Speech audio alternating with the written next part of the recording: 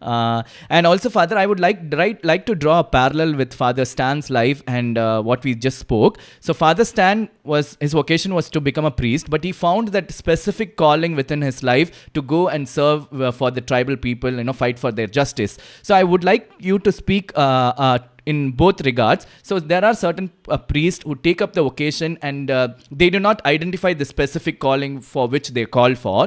We see that in once people get married, of course marriage is a vocation, but they kind of obsess over this occasion so much they are not open to see what God has a specific calling in their life. Like they kind of obsess over the vocation and do not see, even within this vocation, there could be a specific calling for you. And we see even in India, many people who have the talent to minister, to reach out to people, become, close to what God wants them to do because they become obsessed with this one particular thing. They're not open. Would you like to speak to that, Father, a little bit? Joseph, to be honest with you, I always consider the sacrament of matrimony something higher than the sacrament of holy orders. Today, I preached in the cathedral. I said the Sunday Mass. I told them only this one.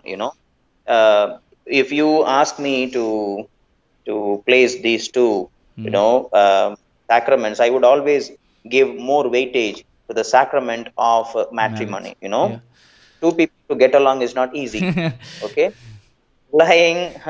Okay, in God's providence, a man and the woman, they don't know each other so well, but they believe in God's providence, and then they hold hands together and journey in life.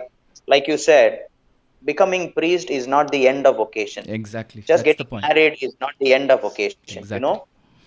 I would say from there, our purpose in our calling only begins. It begins to God reveals there, and we have to nurture it. Like we were before our ordination, or like we were before our married life.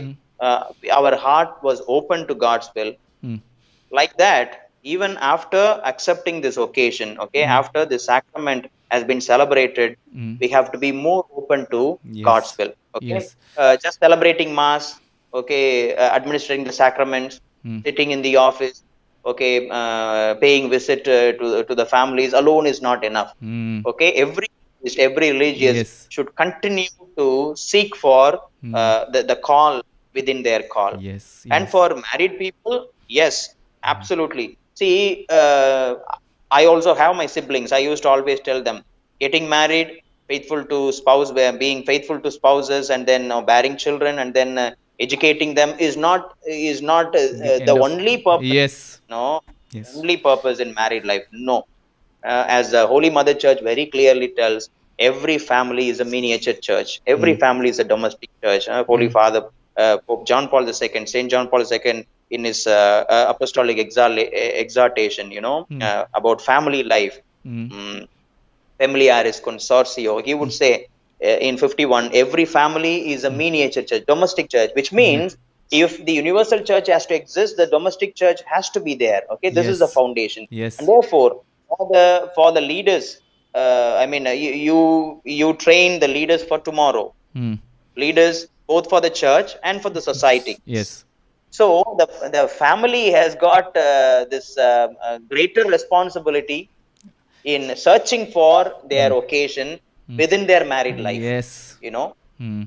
I'm so happy, Father, that I got you to address this, because I've always frustrated because people just get obsessed with this one thing. Once they get married, they think, okay, that's the end of it. We are not saying there should be any compromise on your married life, but that is not all.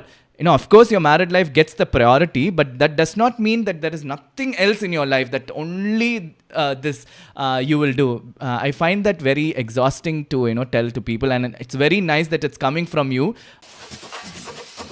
Hi, I'm so glad that you're watching the Song on Fire YouTube channel. Please subscribe to the channel for more Catholic interviews, music, and lifestyle videos. If you're inspired, please click the Patreon link to contribute and support the Song on Fire Catholic Ministries. God bless.